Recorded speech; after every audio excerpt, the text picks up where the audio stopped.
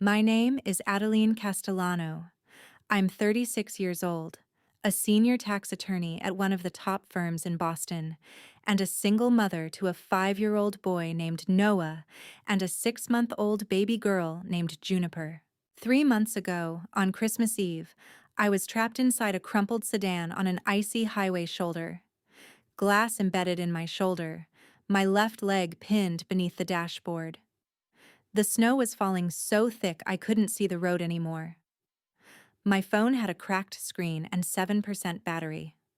I called my mother because I didn't know who else to call. My babysitter was a 17-year-old high school junior who had promised her own family she'd be home by 9. It was 8:42. What I got back, 40 seconds after I described the accident in a shaking voice, was a voice note from my mother. I could hear Christmas carols in the background. I could hear my younger sister Sienna laughing. I could hear a cork popping from a bottle of champagne. And then I heard my mother say, word for word, "Adeline, you are always the center of your own little crisis, aren't you? We are not ruining our Christmas for another one of your episodes. The emergency room is literally your second home. Handle it." Then the voice note ended. So I did handle it. With blood running down my arm and my vision tunneling, I called a 24-hour emergency childcare service that charged $400 per hour on holidays. I authorized the payment through a digital wallet while a paramedic cut through my driver's side door. And in the ambulance, moments before they put me under for surgery, I made one final decision that would unravel every lie my family had been telling for the last 19 years. I shut off the money, all of it, every hidden payment, every silent transfer, every invisible thread of financial support I had been weaving through their lives since I was old enough to sign a check. 2 weeks later, a black Bentley pulled into my driveway, and the man who stepped out of it was carrying a leather portfolio containing documents that would burn my family to the ground. Before I tell you who that man was and what was inside that portfolio, take a second to tap the like button and hit subscribe. But only if a story about finally choosing yourself after being used for 2 decades actually matters to you. Drop a comment telling me the city you're watching from and one word that describes how your family treated you growing up. I read every single one. Now let me take you back to where this all began. I was born into the Castellano family the way a supporting actress is born into a drama she never auditioned for.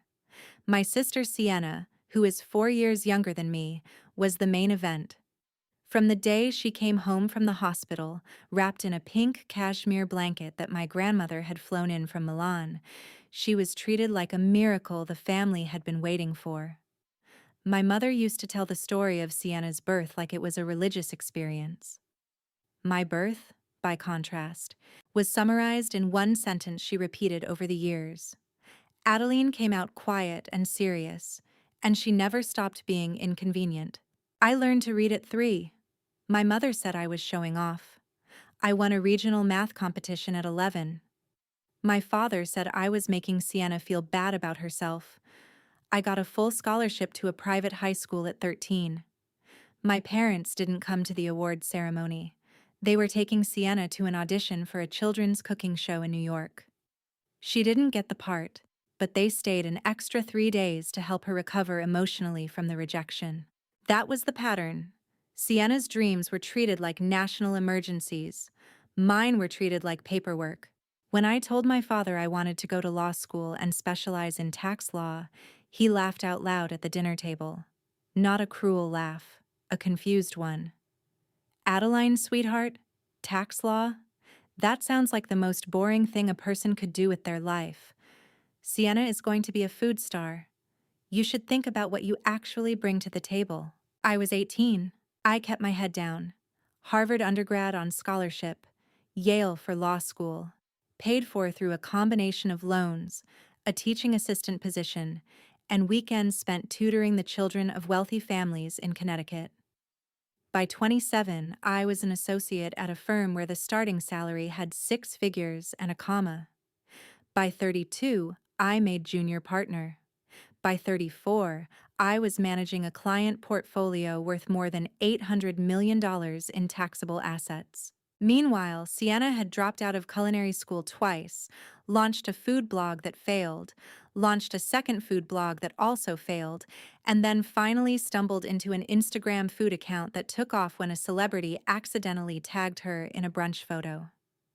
By the time she was 28, she had 300,000 followers and a sponsorship deal with a kitchenware brand that paid her $15,000 per post. My parents threw her an Instagram launch party at a rooftop restaurant in Manhattan. They flew in relatives.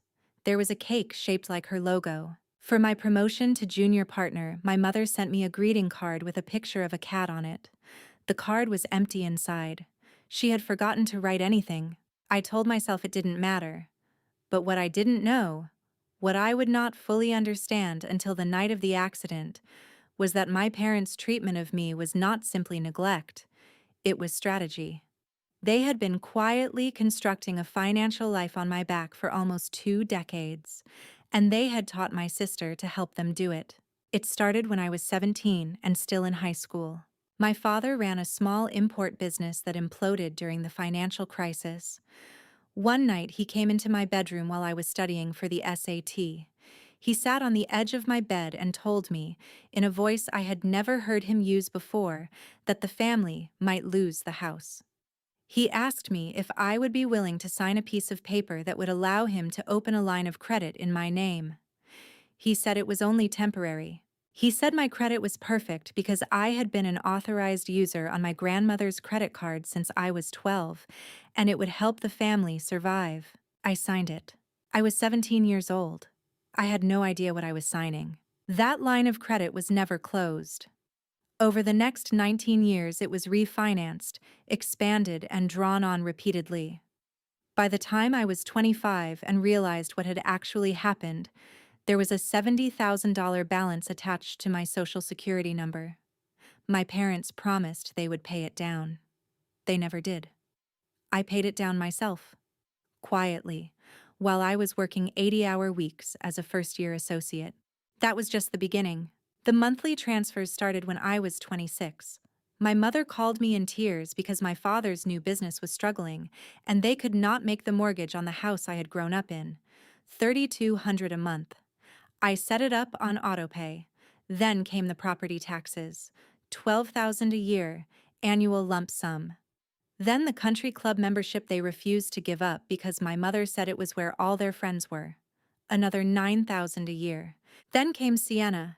When my sister's first blog failed, my parents asked me if I could help her refinance her credit card debt. She owed $40,000 from filming equipment and a trip to Tulum she had taken for content that never performed. I paid it off. Then, when she launched her second failed blog, I funded her for another $30,000. When she finally started to succeed on Instagram, my mother asked if I could cover the cost of a professional food photographer for 6 months, $18,000, then a social media manager, then a brand consultant. I kept a spreadsheet. I don't know why I did. Maybe some part of me already knew I would need it one day. By the time I was 36, the spreadsheet read like a horror novel. 19 years of mortgage payments, 19 years of property taxes, 11 years of country club fees, 8 years of funding my sister's career, medical deductibles for my father's heart condition that their insurance did not cover, my mother's cosmetic dentistry, 2 vehicles for my parents, a boat my father bought and sold within 11 months. Grand total, as of December 23rd, the day before the accident, was $687,000. I had never once raised my voice about it. I had never asked for a thank you. I had told myself, the way only the eldest daughter of a narcissistic family can tell herself, that love was something you had to build through loyalty.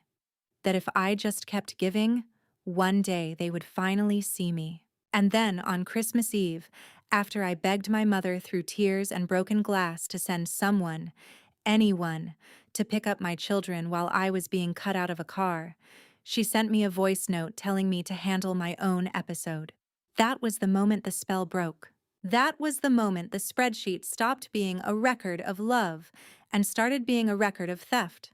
The accident happened at 8:37 on Christmas Eve. I had just finished wrapping the last of Noah's presents and was driving to pick up Juniper from a friend who had watched her for 2 hours while I ran final errands.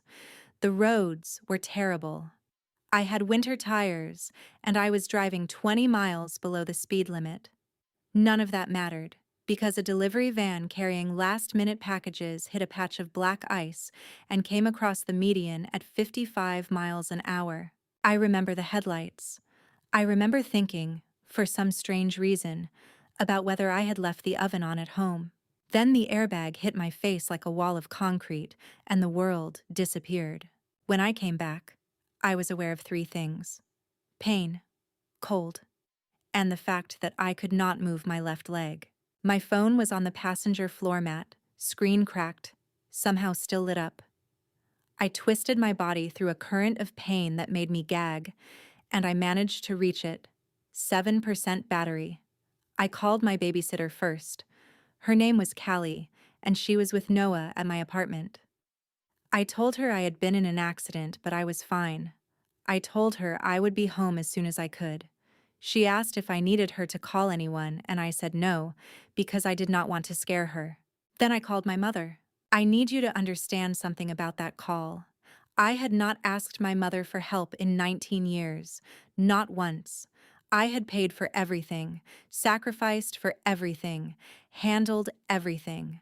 But in that moment, I was bleeding into the seat belt and I could not feel my toes. And I was looking at a 7% battery and I could hear sirens in the distance, but I did not know if they were coming for me. I needed my mother. She did not pick up. I called a second time. She did not pick up. I tried my father. Straight to voicemail. I tried Sienna. It rang 4 times and she sent it to voicemail manually. Then, 2 minutes later, the voice note came through. I will never forget the sound of that voice note for as long as I live. It was not the words that destroyed me, although the words were terrible. It was the background. I could hear my sisters laugh. I could hear Christmas music. I could hear what sounded like my father mixing a cocktail, ice clinking against glass. They were together. They were together on Christmas Eve, having their perfect little evening, and they had all seen me calling, and they had all decided not to answer. My mother's voice was breezy, impatient. She sounded like she was talking to a telemarketer. Adeline, you are always the center of your own little crisis, aren't you? We are not ruining our Christmas for another one of your episodes. The emergency room is literally your second home. Handle it. I listened to it 3 times. The paramedics arrived before I could fully process what had just happened. A young man with a kind face knocked on my passenger window and told me his name was Tomas and that he was going to get me out. A second paramedic appeared next to him. She asked me who she could call for me. I said no one. She looked at me strangely. Then she said very gently, "Are you sure, honey? Is there really no one?" I thought about Noah, sitting at home with Callie, waiting for me to come tuck him in. I thought about Juniper, asleep at my friend's house, completely dependent on me. I thought about the fact that I was about to go into surgery, and there was no adult on this earth who was going to pick up my children and protect them. Then I remembered one person, one name I had not spoken in almost 3 years. Arthur Pembridge, my godfather. Arthur had been my father's best friend since college. He had been the best man at my parents' wedding. He had held me on the day I was baptized. For the first 15 years of my life, he had been the warmest presence in our family, showing up on birthdays with thoughtful books and handwritten letters. Then, when I was 16, he and my father had a falling out that my parents refused to discuss. I had not seen Arthur in person since I was 23, although he still sent me a Christmas card every year with a short handwritten note inside. The cards always said the same thing. If you ever need anything, I am 1 phone call away. I had never used the number. With my last 6% of battery, I called it. He picked up on the second ring. His voice had gotten older, but it was unmistakable. I told him, in the most factual way I could manage, that I had been in an accident, that I needed someone to pick up my two children, and that my parents had refused to help. I told him where Noah was, where Juniper was, and I gave him Callie's phone number. He said very simply, "Adeline, I am getting in the car right now. Do not worry about a single thing. I will call you the moment the children are with me." Then he hung up. I blacked out a few minutes later. The last thing I remember was Thomas telling me my pulse was dropping and that they were going to give me something to keep me stable. I thought, as the drugs pulled me under, that if I died tonight, the last person to show me kindness would not be anyone who shared my blood. Surgery took 5.5 hours, a shattered tibia, a partially collapsed lung, and a ruptured small intestine from the impact of the seatbelt. I woke up the next morning, Christmas morning, in the intensive care unit with a breathing tube down my throat, and Arthur Pembridge sitting in the chair next to my bed. He was holding Juniper. Noah was curled up on a second chair with a hospital blanket, fast asleep, still in his pajamas. Arthur had driven from his house in Connecticut to Boston overnight. He had picked up Juniper first, then Noah. He had brought them both to the hospital and slept in that chair next to my bed the entire night, holding my baby so the nurses could focus on me. When he saw my eyes open, he did not say hello. He said, in the calmest voice I had ever heard, "Adeline, I have been waiting 19 years to be able to help you. Thank you for finally letting me." I started crying. I could not stop. He waited until the nurse had removed the breathing tube and given me water. Then he said something I will remember on my deathbed. "Your parents called me last night. They wanted to know where you were. I told them you were in surgery. Your mother asked if she needed to come. I told her the truth. I told her that after what she said to you in that voice note, she was no longer welcome anywhere near you or your children. And then I hung up on her for the first time in 42 years. I stared at him. How did you know about the voice note? He reached into his jacket pocket and pulled out his phone. He turned it toward me. The voice note was on his screen. My mother's voice, frozen in a waveform. Your sister, he said quietly, sent it to the family group chat. She thought it was funny. Something cold moved through me. I do not know how to describe the exact feeling, except to say that it was the moment when a lifetime of small wounds finally organized themselves into a single, recognizable weapon. Sienna had shared my emergency with the entire extended family like it was a piece of gossip. She had shared the recording of my mother mocking me for dying in a car, and someone in that chat had screenshot it and sent it to Arthur. Who sent it to you? I asked. Your Uncle Desmond. My goddaughter, he is on the right side of this. He has been waiting a long time, too. I stayed in the hospital for 11 days. My parents never called. My sister never called. Not one message. On the 5th day, when I was finally able to sit up, I asked the nurse for my laptop. She brought it with the same careful, pitying smile the entire hospital staff had been wearing around me for a week. I logged into my bank. I logged into my credit monitoring. I logged into the automatic transfer system I had set up 19 years ago. I turned off all of it. Every recurring payment. The mortgage, the property taxes, the country club, the supplemental health premiums for my father, the monthly allowance I had been sending Sienna under the label consulting fee, the car payments on the 2 vehicles my parents were driving that I had co-signed. I froze the joint credit line that had started when I was 17 so that no new debt could be attached to my name. Then I called my office.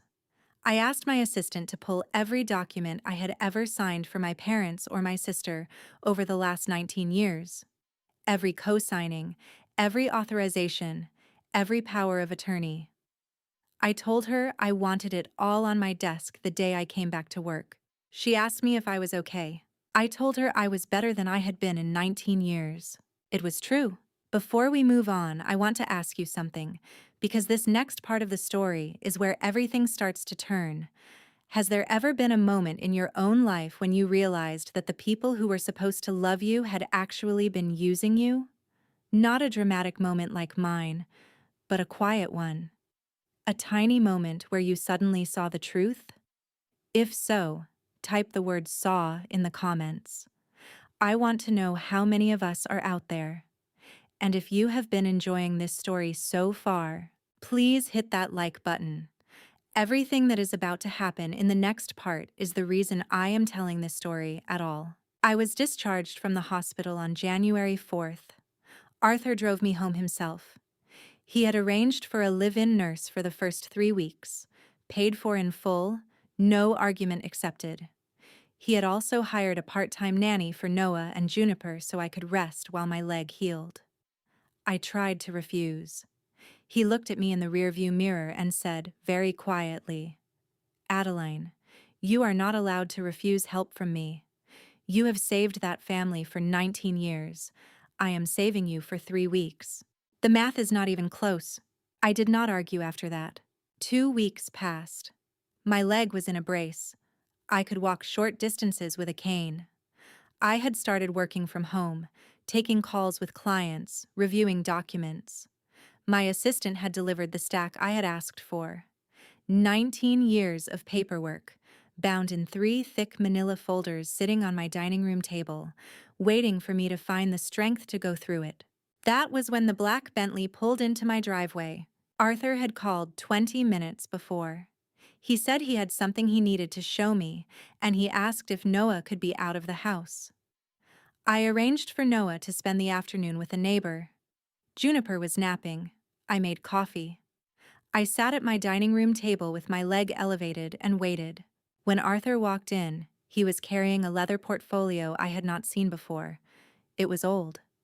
The leather was worn at the corners. He set it down on the table in front of me, and he did not open it right away. "Adeline," he said, "before I show you what is in here, I need you to understand why I have been absent from your life for the past 13 years. Your father and I did not have a falling out over something small. I have been trying to protect you since you were 16 years old, and your parents have been actively hiding you from me. I need to tell you what I know. All of it." I poured his coffee with hands that were not entirely steady. "Go ahead," I said. He opened the portfolio. Inside were documents. Dozens of them. Some were printed bank statements. Some were photocopies of contracts. Some were letters, handwritten on my father's old business stationery. There was a USB drive in a small pocket on the inside cover. There were photographs. There was a private investigator's report dated 4 years ago. Arthur pulled out the first document. He slid it across the table toward me. "Do you remember the line of credit you signed for your father when you were 17?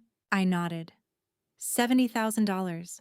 I paid it off when I was 25. He shook his head slowly. "No, Adeline, you paid off $70,000. That was one account. There are 4 more. I stared at him. "What?" He laid them out in front of me like playing cards. 4 separate lines of credit, all opened in my name between the ages of 17 and 21, all of them actively drawn on, all of them with balances that had been rolling over for years. The total combined balance on the date of the report was $241,000. I felt the coffee in my stomach go sour. "This is identity theft," I said. My voice sounded very far away. "Yes, my parents opened credit in my name without my knowledge." "Yes, this is a federal crime." "Yes, Adeline, it is. And there is more." He pulled out the next document. It was a deed. "Your mother," he said, "refinanced the family home in 2019 using power of attorney paperwork that she forged your signature on. She transferred 40% of the equity into a secondary account in your sister's name. Sienna has been the secret co-owner of your parents' house for almost 5 years.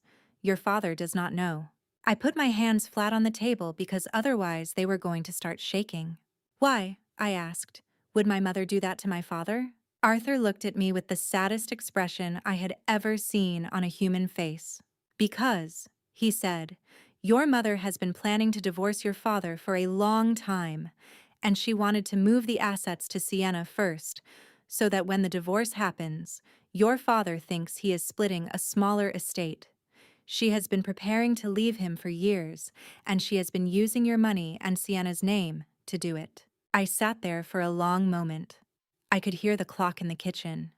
I could hear Juniper breathing through the baby monitor. Why? I finally asked. Are you only showing me this now? You said you have known for years. He closed the portfolio gently. Because, he said, I hired the investigator 4 years ago. I had suspected something was wrong for a long time. When I got the report, I went to your father. I showed him the credit lines. I did not show him the part about your mother and your sister yet, because I wanted to see what he would do about the credit first. I told him he had 48 hours to tell you the truth, or I would. He told me it was none of my business. He told me you were his daughter and he would handle his family his own way. Then he cut me out of the family. He told everyone I had made up lies about them. Your mother backed him. Sienna backed her. I had no legal standing to contact you directly because I was not blood, and your parents threatened to get a restraining order if I reached out. I wrote you a card every Christmas because that was the only thing they could not legally stop. I remembered every card. If you ever need anything, I am one phone call away. He had not been offering a favor. He had been waiting for the moment I would finally escape. Why now? I whispered. Because, he said. When Sienna sent the voice note to the family chat, I knew. I knew the cage had finally cracked open. I knew you would finally come out. And I knew that the moment you did, they would come for you with everything they had. They cannot afford for you to talk to a lawyer about what is in this portfolio, Adeline. You are one phone call away from ending all of them. I looked at the portfolio for a long time. What do I do? First, he said, you do not tell anyone what you know. Not yet. You and I are going to a lawyer tomorrow. Not your firm. An outside lawyer, a friend of mine who specializes in elder financial abuse and identity fraud. We are going to build a case, a real one, not a family argument, a legal case. And when we are ready, we are not going to have a fight at a dinner table. We are going to bury them. And second, he said, there is a family gathering in 4 weeks. My 65th birthday. Your Uncle Desmond and I have been planning it together. Every member of your family has been invited. Your parents think we have reconciled because I sent them an invitation. They are coming. I felt something small and cold and patient grow in my chest. I want to be there. I was hoping you would say that.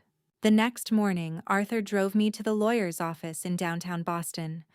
Her name was Priya Achebe, and she had been doing financial abuse law for 20 years. She looked at the portfolio for 2 hours without speaking. Then she looked up at me, and she said, Ms. Castellano, in my professional experience, this is the most documented case of multi-generational family financial abuse I have ever seen. If you want to, you can press federal charges for identity theft, file civil suits for fraud, file for recovery of the refinanced equity, and have your mother and sister indicted for conspiracy. I need to ask you what your goal is, because your options run the full range from a private, quiet recovery to a public prosecution that will ruin their lives. I thought about my mother's voice on that Christmas Eve voice note. I want the truth to be known, I said. I do not need them to go to prison. I need every person in my family, and every person who has ever believed my mother's version of who I am, to understand what actually happened. I want the money back. I want my name cleared. I want my sister to never be able to lie about me again. Priya nodded. Then here is what we are going to do. We spent the next 3 weeks building the file. Priya obtained the original signed documents. She compared my signatures from different years to the forged ones. A forensic handwriting expert confirmed that 72 separate documents spanning 19 years had been signed by someone who was not me. She ran my credit report and we identified every single account that had been opened fraudulently. We tracked down the bank representatives who had processed the refinancing of my parents' home, and 3 of them remembered my mother coming in alone. One of them had a photocopy of the fake power of attorney in her archives. And then, 2 days before Arthur's birthday party, Priya found something none of us had expected. She found an insurance policy, a life insurance policy, taken out on me, without my knowledge, when I was 22. My mother was listed as the sole beneficiary. The policy was for $2 million. It had been actively paid on for 14 years. Priya looked at me across her desk with an expression that was not quite horror, but close to it. "Adeline," she said slowly, "I do not want to alarm you, but you need to understand something. The night of your accident, had you died in that car, your mother would have received $2 million tax-free. You called her for help, and she refused. She knew you were bleeding. She knew you might not survive. And if you had not survived, she would have been significantly wealthier by the end of Christmas." I did not say anything for a long time. "Do you think she was hoping I would die?"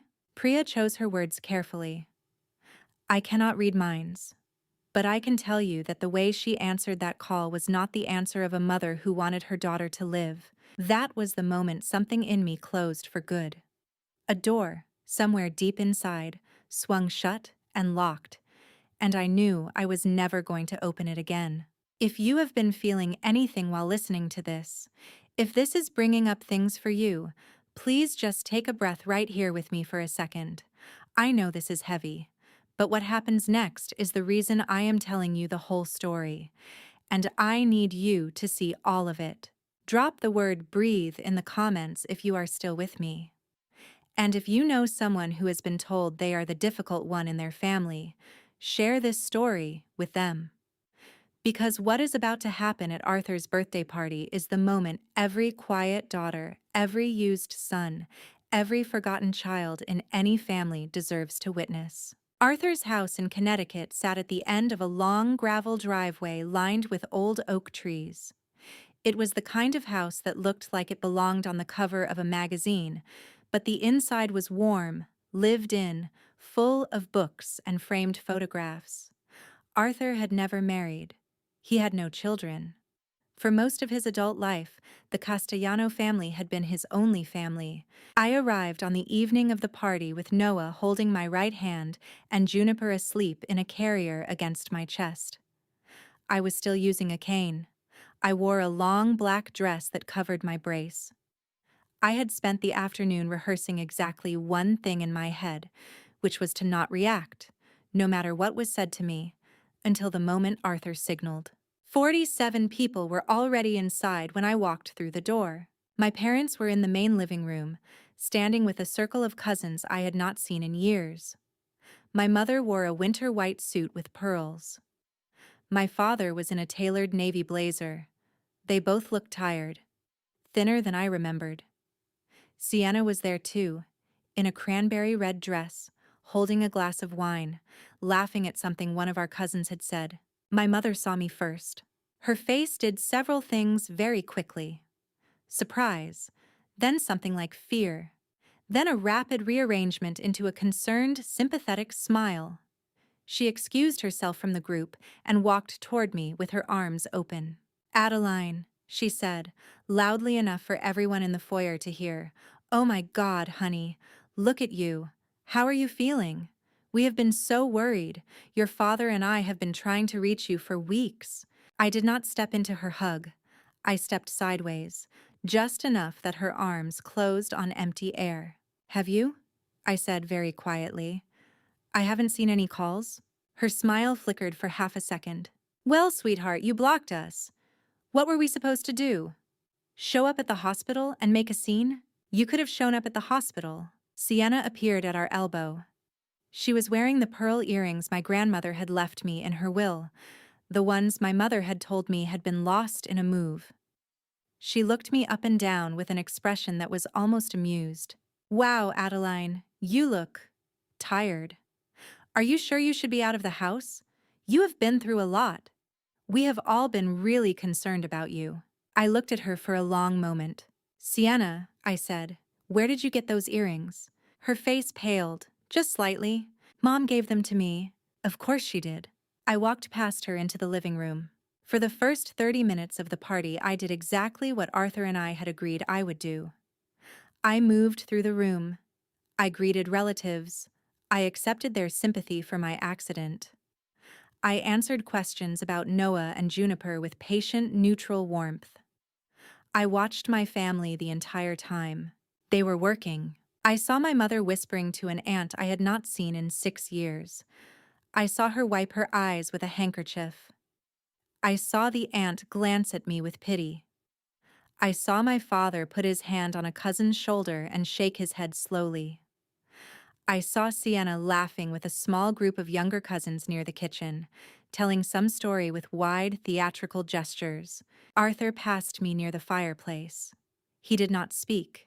He simply touched my elbow once, very lightly, and then kept walking. It was the signal we had agreed on. Hold steady. Let them show their hand first.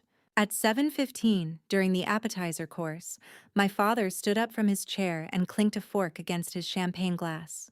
"If I could just have everyone's attention for a moment," he said. The room quieted. Arthur looked across the table at me. I nodded once. "I want to thank Arthur," my father began, "for bringing this family together tonight.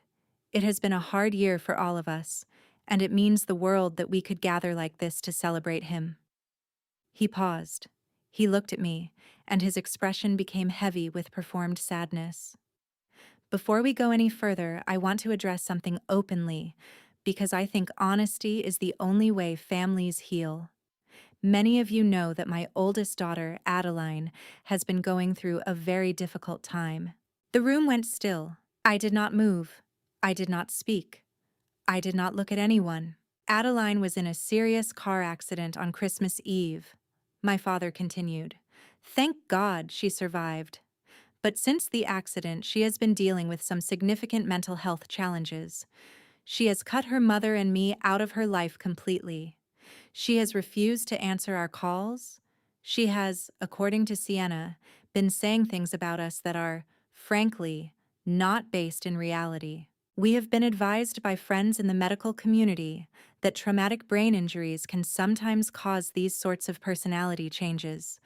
And while we have been patient, we want all of you to know that we love Adeline and we are going to keep being patient no matter how difficult she becomes." My mother dabbed her eyes. Sienna was watching me across the table, waiting for me to react. I did not. A cousin of mine named Odette actually stood up. "Adeline," she said, "honey, we love you. We are all here for you. Whatever you are going through, you are not alone. Please let your parents back in." I looked at Odette. I had not seen her in 11 years. She did not know me. My parents had spent a decade telling her a story about who I was, and tonight she had the courage to stand up and repeat it in front of me, as though she had any right to my forgiveness. I did not say a word. My father held up a hand, looking humble. "We do not want to pressure her, but I wanted all of you to hear it from me, rather than through the grapevine. Adeline is going through something. We are praying for her." He sat down. My mother reached across the table and squeezed his hand. The performance was complete.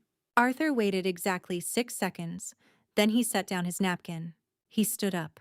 "Thank you, Salvatore," he said to my father, using his full first name. "I appreciate the update. Before we move on to dinner, if you will all indulge me, I do have a few things I would like to say. It is my birthday, after all." A soft round of laughter. Glasses raised. Arthur did not smile. "I have known this family for 47 years, he began.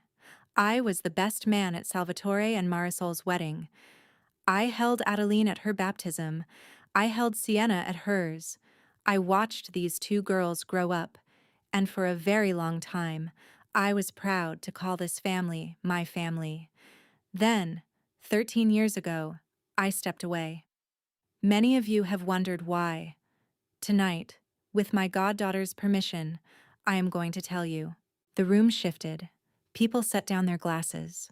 My mother's face went very still. Arthur reached beneath the table and lifted the leather portfolio onto the surface.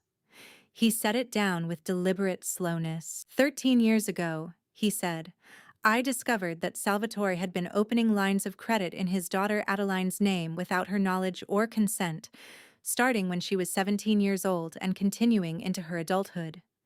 I confronted him. I gave him an opportunity to tell Adeline himself. He refused. He told me it was not my business.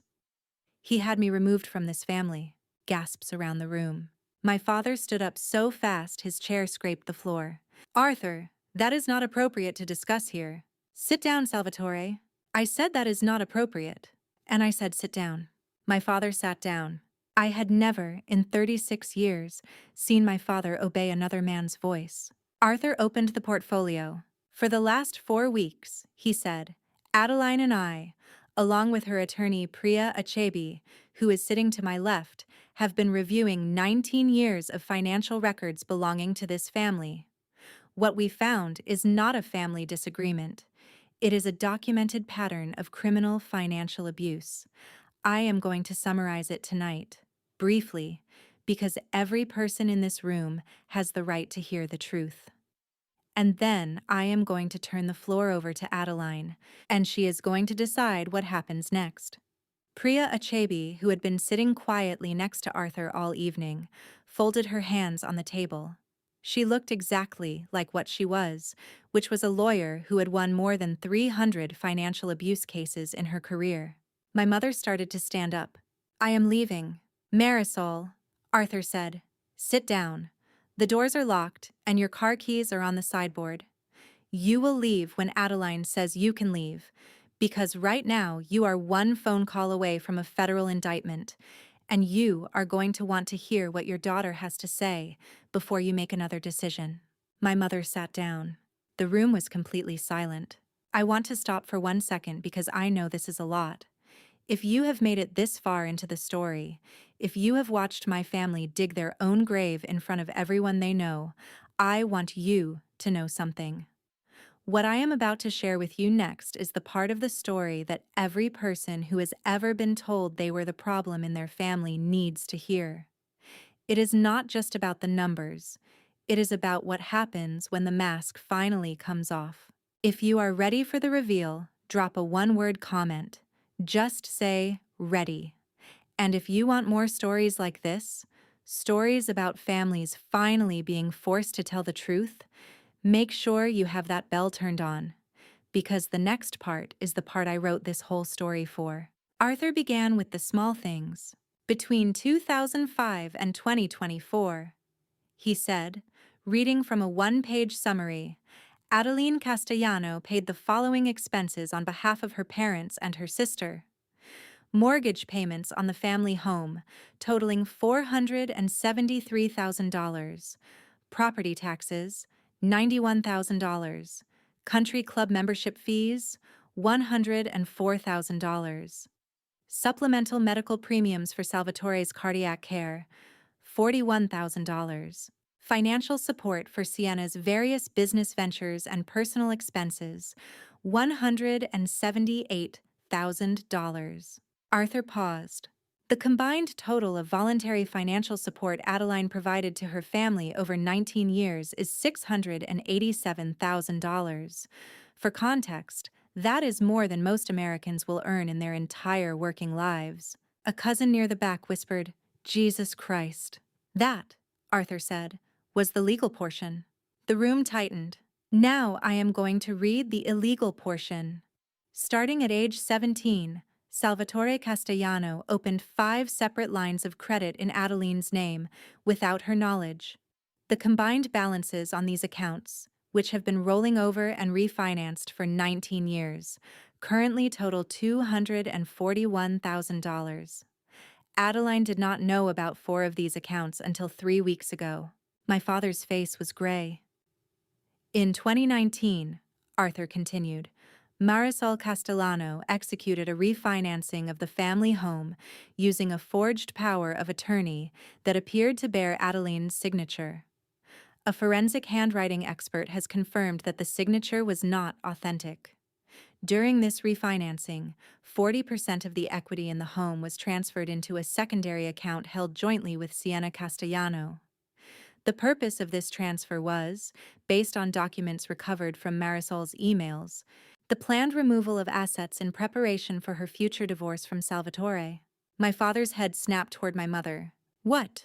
My mother did not look at him. Marisol, my father said louder. What is he talking about? She said nothing. Marisol, answer me. Salvatore, Arthur said gently. There is more. You will want to sit with this. My father sat back in his chair. He looked like a man who had just been shot. In 2010, Arthur went on, Marisol Castellano purchased a term life insurance policy on Adeline's life without Adeline's knowledge or consent. The policy was for $2 million, with Marisol as the sole beneficiary. It has been actively paid on for 14 years. The policy was in force on the night of December 24th, when Adeline called her mother from inside a wrecked vehicle, bleeding internally, and was told that she was, quote, always the center of her own little crisis, unquote, and to handle it herself. The room exploded. Not shouting. Not at first. It was worse than shouting. It was a slow, collective intake of breath, and then the sound of 47 people turning in their chairs to look at my mother. Marisol, my Aunt Corinne whispered. Tell me this is not true. My mother was trembling. It is a standard policy, she stammered. A lot of parents take them out. On their adult children? Aunt Corinne said. For $2 million? Without telling them? It was just in case something happened. I wanted to make sure the family was provided for.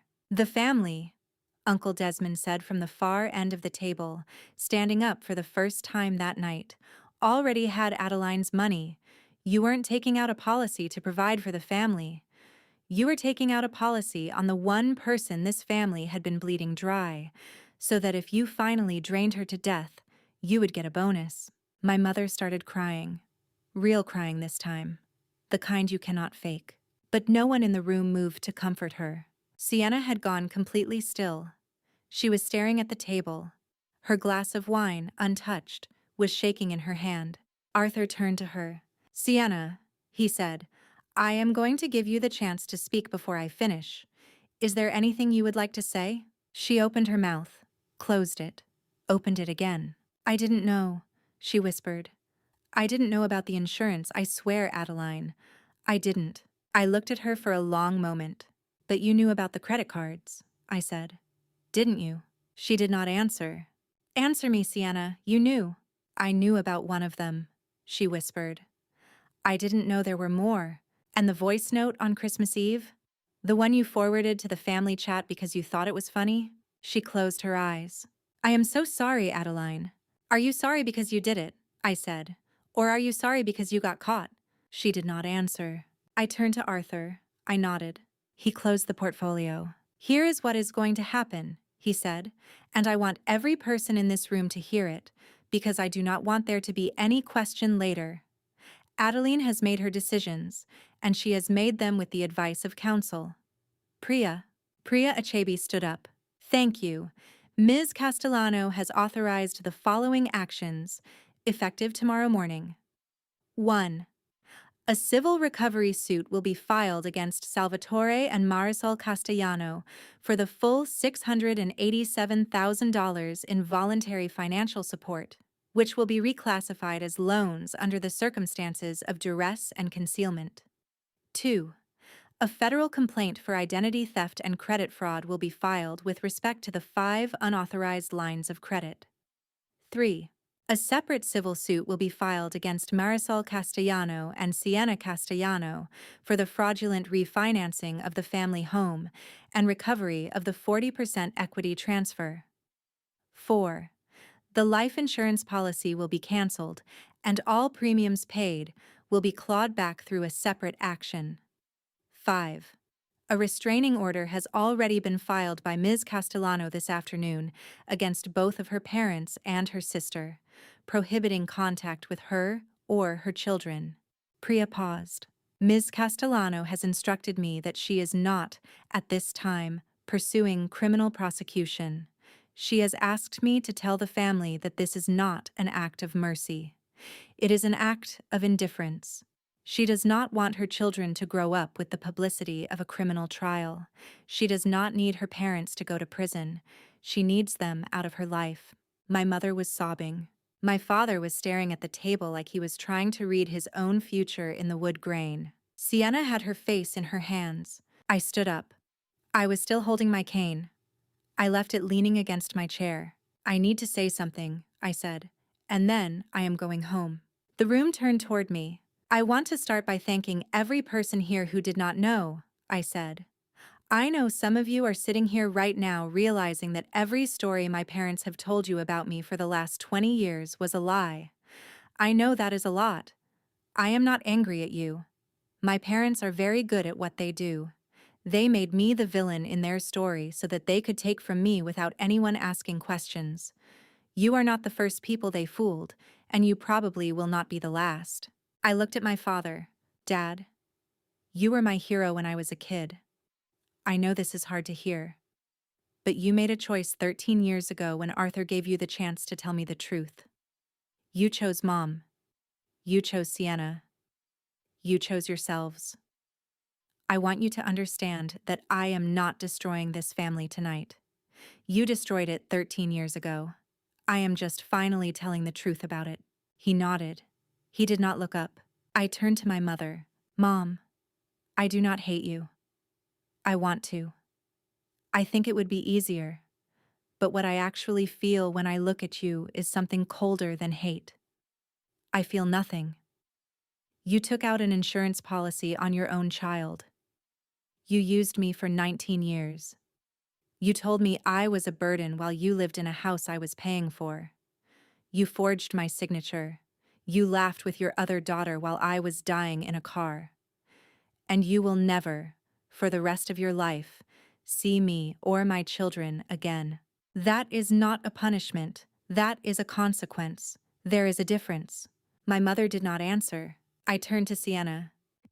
Sienna, the earrings you are wearing are mine. Grandma left them to me. I want them back before you leave tonight. Everything else you have taken from me, we can fight about in court. But the earrings you are going to hand to me on your way out the door, because they have never belonged to you, and they never will. She took them off right there and set them on the table. The last thing I want to say, I said, turning back to the room, is to everyone here who has ever been called difficult, dramatic, crazy, sensitive, selfish, the center of your own little crisis. If anyone has ever told you that you are the problem in your family, I want you to hear me. Sometimes you are not the problem. Sometimes you are the person who finally notices the problem, and that makes you very dangerous to the people who are benefiting from it. I spent 19 years believing I was too sensitive. It turned out I was just the only person in my family who was not in on it. I picked up my cane. Arthur stood up with me. So did Priya. So did Uncle Desmond. I am taking my kids home now. Arthur, Priya, Uncle Desmond, thank you. Everyone else, I hope you have a nice evening. I will not be back. I walked out of that dining room with Juniper asleep against my chest and Noah's small hand in mine, and I did not look back once. If you have been with me this whole way, I need you to take 1 second right now and do something for me. Drop a heart in the comments. Just a heart. That is it. So that everyone else watching knows they are not alone. Because the last part of this story, the part about what happened afterward and what I learned about myself, and what I want you to take away from my story, is the most important part of all. The fallout came faster than I had expected. The civil suits were filed on a Monday. By Wednesday, my mother's attorney had already reached out to Priya, offering to settle the identity theft case privately in exchange for my agreement not to pursue further action. Priya laughed at him on the phone and told him the offer was rejected, and that we would be filing an amended complaint by Friday, adding 2 more counts. By the end of the second week, my mother had hired a criminal defense lawyer and my father had retained separate counsel. They were no longer speaking to each other. My father had moved into a hotel. He had found out that the house he thought he owned was in fact 40% Sienna's, and that his wife had been preparing a divorce for over 5 years. The marriage, as far as anyone could tell, was over. Sienna's social media career collapsed in the same week. I did not do it. I want to be very clear about that. I did not leak anything. I did not post anything. But the story of what had happened at Arthur's birthday party spread through our extended family, and from there, it leaked into the food industry circles my sister ran in. Within 3 weeks, 2 of her major sponsors had quietly dropped her. A magazine that had been planning to feature her in a spring profile pulled the piece. Her Instagram engagement dropped by 70% in a month. She posted a long, tearful apology video that did not mention any of the specifics of what she had actually done, and the comments section destroyed her. By the end of the second month, her agent had dropped her too. None of this made me happy. I want to be honest about that. I did not celebrate. I watched it from a distance with the same cold quiet I had felt at the birthday party. It was not pleasure. It was just the absence of a very long effort. For 19 years, I had been working to hold my family up. I was not doing it anymore. Gravity was doing the rest. The settlement negotiations took 4 months. In the end, my parents paid back $612,000. We agreed to that figure in exchange for dropping the identity theft complaint, which would have exposed them to criminal charges. The refinanced equity on the house was reversed. My sister was forced to sign a document releasing all claims to the property.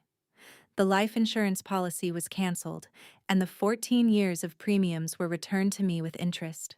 I used some of the money to buy a house for me and the kids. A real house, with a garden. Noah picked out his own bedroom. Juniper learned to crawl across the kitchen floor while I cooked dinner. I used the rest to set up college funds for both of them, and a small emergency fund I had never allowed myself to have before, because every spare dollar for 19 years had been flowing somewhere else. Arthur and I started having Sunday dinners together, every single week. Uncle Desmond would sometimes come too, driving up from Philadelphia with homemade pasta sauce his late wife had taught him to make. Priya, who had started as my lawyer, became a real friend. We celebrated her 50th birthday at my house last summer. Aunt Corinne, who had confronted my mother at the dinner, reached out with a long handwritten letter apologizing for the years she had believed the stories, and asked if she could meet Noah and Juniper. She comes for Christmas now. 6 months after the birthday party, something unexpected happened. My father showed up at my door. He did not call first. He just appeared on my porch one Saturday morning, holding a cardboard box of my old childhood things. He looked smaller than I remembered, thinner. He did not try to come inside. "I am not asking for anything," he said before I could speak. "I am not going to ask to be in your life. I know what I did and I know what I did not do. I just wanted to give you these. They belong to you. And your mother was going to throw them out when she was emptying the house. I thought you might want them someday. Or your children might." I looked at the box. Old school books. A stuffed rabbit I had slept with as a child. A photo album of my first years of life. "Dad," I said, "did you really not know about the insurance policy?" He closed his eyes. "No," he whispered. "I did not.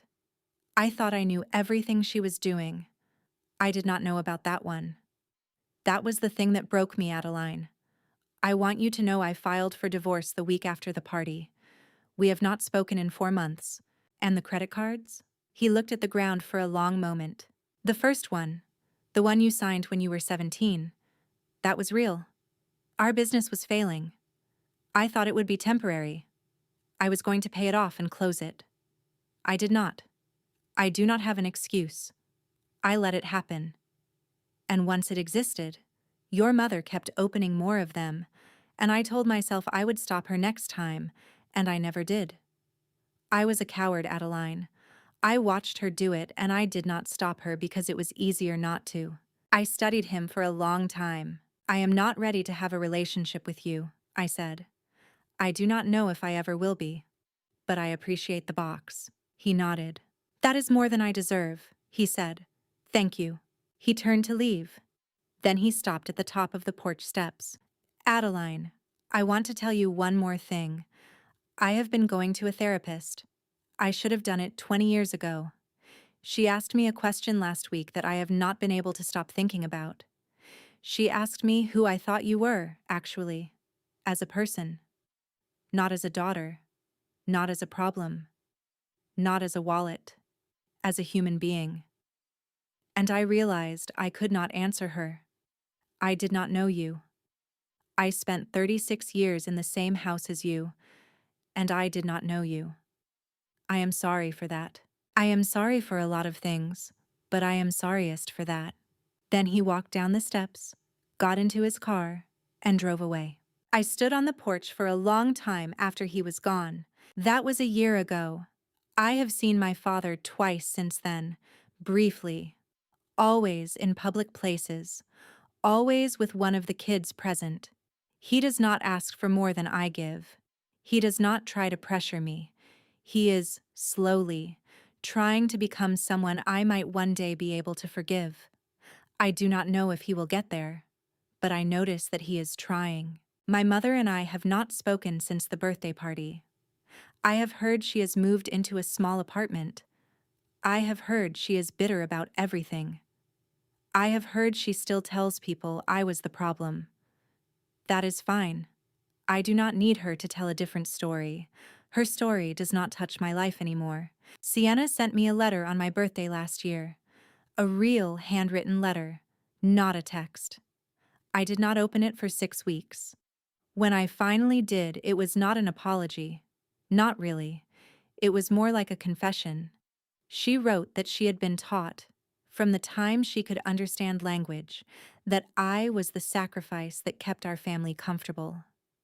She wrote that she had known it was wrong for years, and that she had told herself it was okay because if she ever stopped participating, she would lose everything. She wrote that she had been in therapy twice a week since the party, and that for the first time in her life, she was starting to understand what kind of person she had become. She did not ask to be in my life. She did not ask for forgiveness. She just wrote, at the end, I am not asking you to respond. I just needed you to know that I see it. And I am sorry for what little that is worth. I have not written back. Maybe one day I will. Maybe I will not. I do not owe her a response. But I kept the letter. Here is what I want to tell you. If you have listened to my story all the way to the end, I grew up believing that love was something you earned by being useful. I believed that if I just gave enough, if I just sacrificed enough, if I just asked for nothing and kept my complaints to myself, eventually my family would love me back. I believed this so deeply that I spent 19 years of my life and almost $700,000 trying to prove it. It was a lie. Love does not work like that. Real love is not a payment for services rendered. Real love does not keep a ledger of what you are worth. Real love does not ask you to bleed in exchange for being tolerated. And if someone in your life is telling you that you have to earn your place in their heart, what they are describing is not love. It is an exchange. And the moment you stop paying, they will disappear. The family I have now, Arthur and Uncle Desmond and Priya and Aunt Corinne, they did not start giving me love because I paid them. They started giving me love because I finally let them see me. That is the only price love ever actually has. You have to let someone see you. The people who love you will love what they see. The people who do not will leave. Both outcomes are a gift, because both of them tell you the truth. If you are listening to this right now and you are still carrying a family that does not see you, I want you to hear me. You are not crazy. You are not dramatic. You are not selfish. You are not the center of your own little crisis. You are a person who has been paying for love, and you deserve to find out what it feels like to receive it for free. It is terrifying to stop paying. I know. I was terrified. I thought I would lose everything. I lost a lot of things. I lost people I had thought were my family. I lost a version of myself that I had worked very hard to be. I lost the hope that if I just tried a little harder, my mother would finally love me. But I gained things too. I gained my children's mother back. Noah tells me I laugh more now. He is 5 years old and he notices these things. I gained my body back. I was getting migraines for 19 years, and I have not had one since the birthday party. I gained my savings back. I gained my name back. I gained the right to walk into a room and not scan it for someone's approval. I gained the right to sleep at night. And I gained the knowledge that somewhere out there, a girl who looks a little bit like me, who was told she was too sensitive, who was told she was the problem, who was told that love required her to bleed, might hear my story and realize she is not alone. That is why I am telling you this. It is not revenge, it is a lighthouse. If you have been staying with me through this whole story, thank you. I mean it. Tell me in the comments what part of this story hit you the hardest. Tell me if you have ever been the Adeline in your family. Tell me if you are about to become her. I read the comments and I respond when I can. This community has become something I did not know I needed. If you know someone who needs to hear this, please send it to them. Not because they need permission to leave their family. They do not need my permission for anything. But sometimes it helps to know there is someone on the other side. Sometimes it helps to see that the lighthouse is still lit. Hit the like button. Subscribe if you have not yet. I have more stories coming, and I will keep telling them as long as you keep watching. But most of all, take care of yourself tonight. Eat something warm. Call the one person who has always treated you like you matter. And remember that you are not a burden. You never were. You were just surrounded by people who needed you to believe you were, so that they could keep the arrangement going. The arrangement is over. You are free now. Go be free.